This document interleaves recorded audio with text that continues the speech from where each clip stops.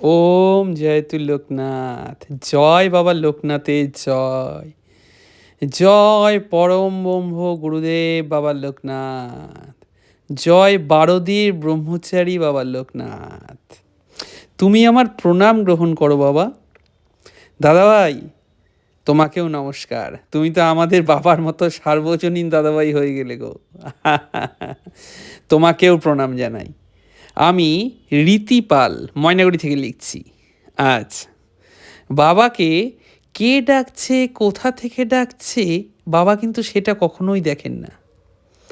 একটিবার মন থেকে ডাকলেই তিনি ধরা দিতে যেন ছুটে চলে আসেন। এমনই দয়ার সাগর, করুণার সাগর, আমাদের প্রাণের চেয়েও প্রিয় বাবা লোকনাথ।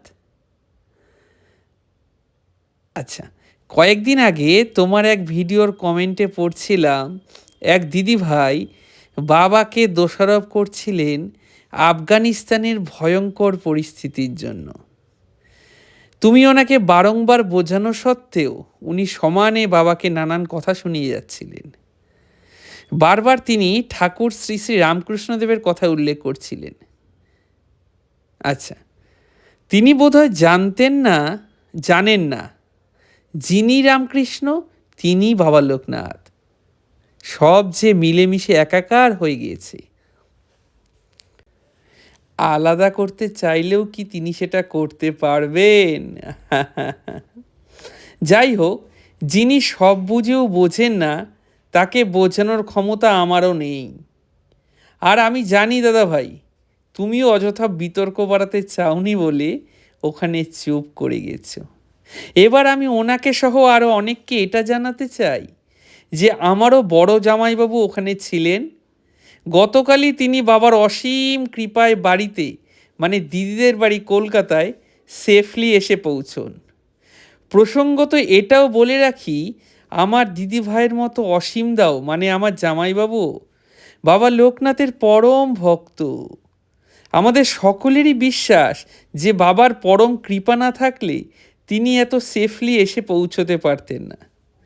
এর থেকে এটাই প্রমাণিত হয় যে আমাদের বাবার করুণা সর্বত্র প্রবাহিত। জয় বাবা লোকনাথের জয়। ওম জয়তু লোকনাথ।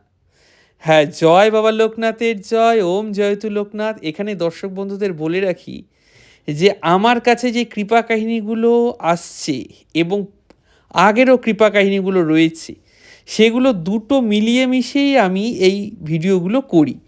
ফলে কোনো কৃপা কাহিনী যদি আগের থাকে এবং তৎকালীন ঘটনা প্রসঙ্গে থাকে, আমি সেটা দিয়েও ভিডিও করছি। এটা সকলে আশা করি মনে রাখবেন। যাই হোক, বাবার কৃপা প্রচার করাই আমাদের আসল উদ্দেশ্য।